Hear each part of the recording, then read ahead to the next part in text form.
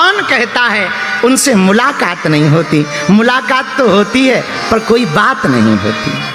तुम उनसे बात नहीं कर पाते, परिचय नहीं कर पाते। जैसे ऐसे समझो, तुम्हारे बगल में प्रधानमंत्री बैठा हो और तुम्हें पता ना हो किसी के बारे में, तो तुम क्या कहोगे?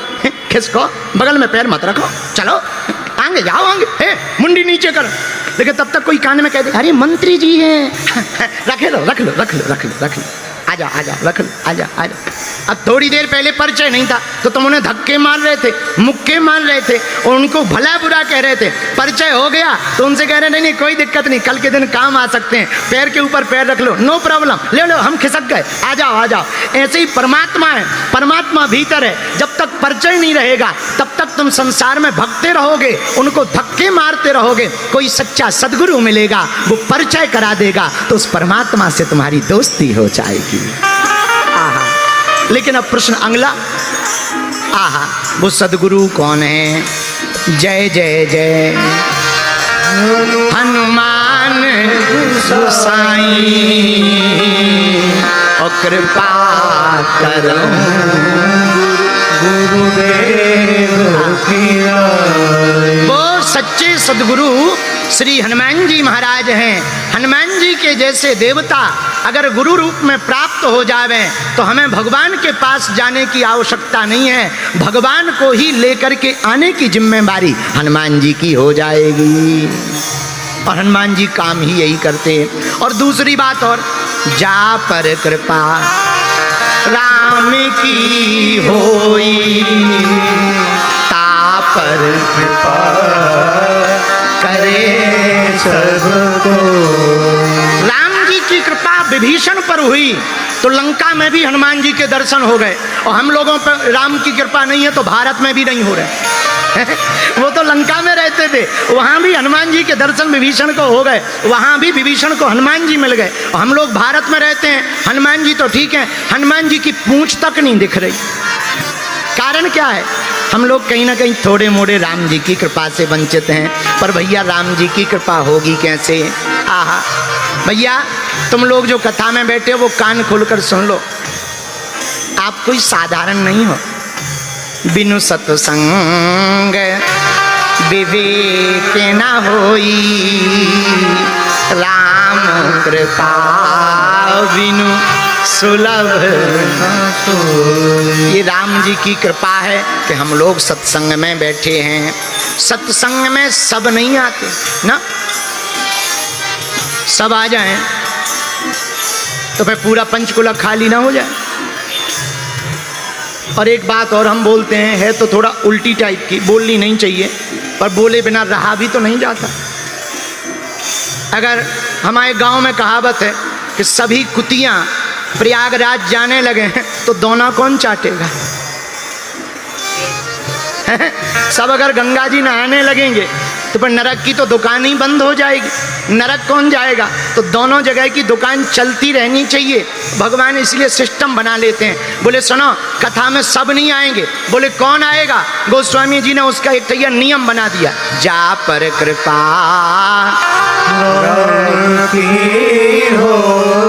सब नहीं आएंगे, जिन पर राम जी की कृपा होगी वही कथा में आएंगे। ऐसे समझो, एक तर्क हम हमेशा देते हैं, जनता जिसको चुनती है वो संसद में जाकर बैठते हैं, भगवान जिनको चुनते हैं वो कथा में आकर बैठते हैं।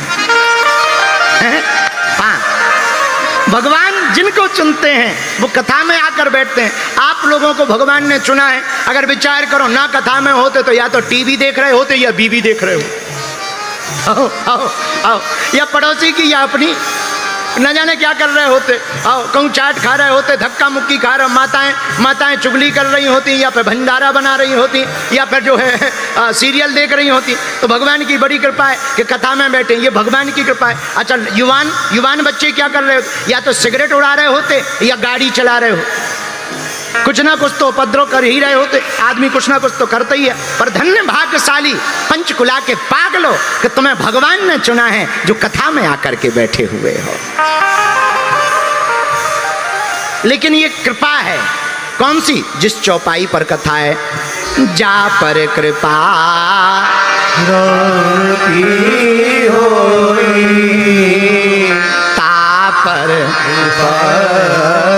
करे सबको। चलो एक बात और सुनो। एक बार विवेकानंद जी विदेश गए, दूसरी तीसरी बार अमेरिका। तो एक पेंटिंग करने वाला पेंटर आया। एक पंडित जी हमें कथा सुना रहे थे, हमें बहुत अच्छी लगी तो वो हम आपको सुना देते हैं। तो एक पेंटिंग करने वाला पेंटर आया, विवेकानंद जी से बोला कि हम लाइव पेंटिंग बनाते हैं, लाइव। अगर आपकी आज्ञा हो तो आप जब प्रवचन करने बैठो तो हम आपकी लाइव पेंटिंग बनाएं। विवेकानंद जी बोले बना दो, क्या दिक्कत। तो वो कोने में बैठ गया, विवेकानंद जी प्रवचन करते रहे, उसने लाइव पेंटिंग बनाना शुरू की। जैसे ही प्रवचन पूरे हुए तो पेंटिंग लेकर के पहुंच गया। विवेकानंद जी ने देखा तो आंखों में आंसू आ गए। तो पेंटर ने पूछा क्या बात है, अच्छी नहीं बनी या बढ़िया बनी, कैसी बनी। विवेकानंद जी बोले अच्छी तो बनी, पर ये बताओ ये जो पीछे तुमने खड़े कर रखे हैं, एक कपड़ा डाले हुए, सफ़ेद सा कपड़ा डाले हुए, यहाँ मंच पे तो वो कहीं नहीं दिख रहे हैं, और ये छोटी सी दाढ़ी दिख रही है, ये तुमने कैसे कैच किया, ये तुमने कैसे बनाया। बोले महाराज हमें क्या पता, जब आप कथा कर रहे थे तब ये जो सफ़ेद सफ़ेद दाढ़ी वाले हैं, सफ़ेद कपड़ा पहने हुए हैं, ये आपके पीछे खड़े हुए थे, इसलिए हमने पेंटिंग बना दी। विवेकानंद जी की आंखों से आंसू बहने लगे। बोले क्या हुआ स्वामी जी। विवेकानंद जी बोले भैया कोई और नहीं, ये तो हमारे साक्षात गुरुदेव पूज्य श्री स्वामी रामकृष्ण परमहंस जी हैं। लेकिन इनके शरीर को तो कई वर्ष हो गए पूर्ण हुए, पर आज पेंटिंग में हमने तुम्हारी पेंटिंग में देखा तो चौंक गए। तो विवेकानंद जी से किसी ने पूछा कि आप रो क्यों रहे। बोले हम रो इसलिए रहे कि अब तक हम समझते थे कि हम कथा कह रहे, हम प्रवचन सुना रहे हैं, अब समझ में आया हमारा गुरु पीछे खड़े होकर के हमें आशीर्वाद दे रहा है, इसलिए हम कथा सुना रहे हैं। मेरे पागलों, यही हम तुमसे कहना चाहते हैं। हम लोगों को लगता है कि हम ऐसा कर रहे हैं तो ऐसा हो रहा, सच ये है परमात्मा हमारे पीछे खड़े होकर के आशीर्वाद दे करके करवा रहा है। पर इसी में यही बात है, अगर हम खुद को माने कि हम ऐसा कर रहे हैं तो अभिमान आ जाएगा, पर अगर हम गुरुदेव भगवान और प्रभु के प्रति समर्पित हो जाएंगे तो स्वाभिमान आ जाएगा। और भगवान की कृपा पाने का यही रास्ता है, अपने गुरु के प्रति समर्पित हो जाओ, अपने आराध्य के प्रति समर्पित हो जाओ। अगर आप ठाकुर जी के प्रति समर्पित हो जाओगे तो भगवान को कृपा करनी ही पड़ेगी।